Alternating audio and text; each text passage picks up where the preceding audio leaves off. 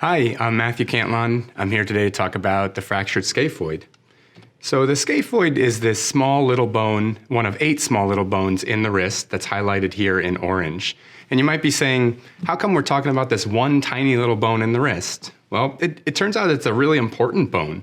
So of these 8 little bones in the wrist, it's the bone that really links motion that allows us to flex and extend our wrist. When we think of these 8 little bones, we often think of them in 2 rows. A distal row, or represented by the red arc, and a proximal row, represented by the blue arc. And we can see that the scaphoid is the only bone that traverses both of these rows. So it really links motion between the first row of bones and the second row of bones. So it's the conductor of the 8 bones in terms of flexing and extending the wrist. As a result, it's a really complex bone. It has this complex 3-dimensional architecture, and the surface is predominantly articular.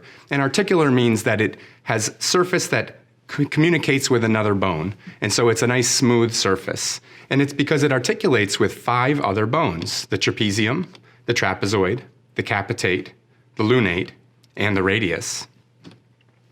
So we know that it's a really important bone, but it also turns out that it's a really commonly fractured bone. So of these 8 bones in the wrist, it represents 80% of all the injuries to these bones.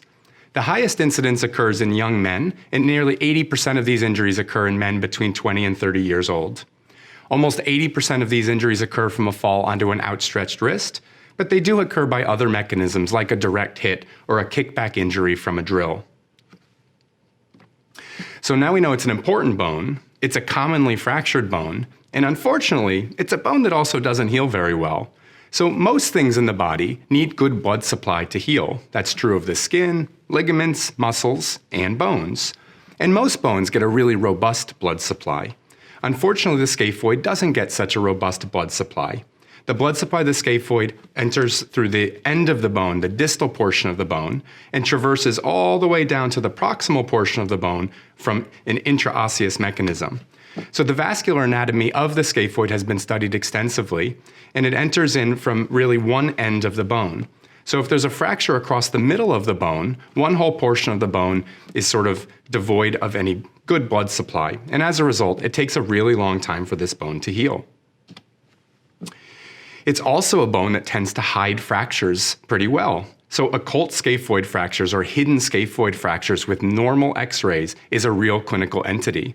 Some people estimate that up to 65% of all scaphoid fractures remain hidden on x-ray immediately after injury. So it's really necessary to maintain a high level of suspicion, both as a patient and as a doctor. One of the ways that we do that is having the right mechanism, meaning usually a fall onto an outstretched wrist, and also having tenderness in an area called the anatomic snuff box. So the anatomic snuff box is this area between these 2 tendons, sort of this soft spot area that you can see on this picture when the thumb is extended. Here's an example of a patient of mine. She fell in July, came in, x-rays were completely normal. When x-rays are normal, we often immobilize and have patients follow up in about 7 to 10 days if the pain persists. Unfortunately, the pain did persist, but she thought it was simply a sprain, and that pain persisted, and ultimately she represented in November, and now there's a very clear fracture line that's been there all along. It just didn't show up on the first set of x-rays. Sometimes if we don't want to go that first treatment route, which is immobilize and follow up again in a week, we can get other imaging in order to find scaphoid fractures initially.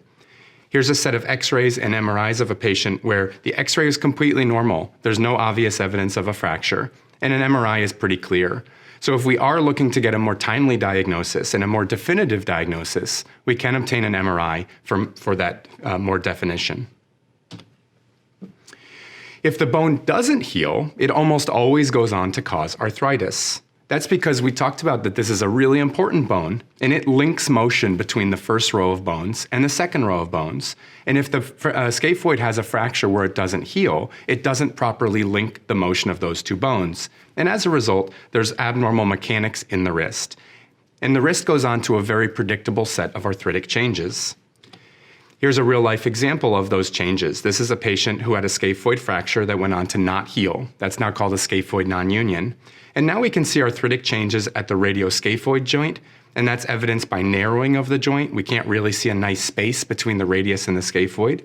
We're seeing peaking of the radial styloid, or a very sharp point, and we're also seeing cystic change within the bone, both the scaphoid and the capitate. So this is a really big challenge. We have a really important bone.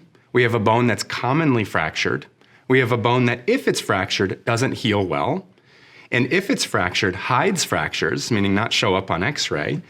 And if it doesn't heal, it goes on to cause arthritis. This is a really big challenge. So thankfully, if we are able to catch this, we do have some good treatment options for this. So our first line of treatment for scaphoid fractures is immobilization in a cast. And we can generally do this for non-displaced fractures that we identify early, meaning within the first month of the injury.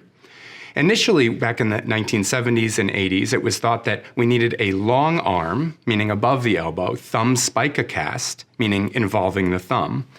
But then we had pretty good literature, pretty good science that came out that showed that a short arm thumb spica cast actually immobilized the scaphoid just as well as a long arm thumb spica cast. And then even more recently, within the last 10 years, we've had pretty good science that we no longer need to immobilize the thumb for non-displaced scaphoid waist fractures. And if we do immobilize properly and catch this in the early period, we are generally able to get about 90 to 94% of these fractures to heal. Now that's pretty low still in the grand scheme of bony healing. Most bones heal with much higher rate. But in the scaphoid world, that's actually pretty good. We're able to get the scaphoid to heal with about 90 to 94% efficiency if we're able to catch it early and it's a non-displaced fracture. Now, the one challenge of using a cast is that the average time to radiographic healing is about 70 days. So most people are in a cast for a pretty prolonged period of time, so on average about 10 to 12 weeks. And that does lead to some complications such as stiffness of the wrist.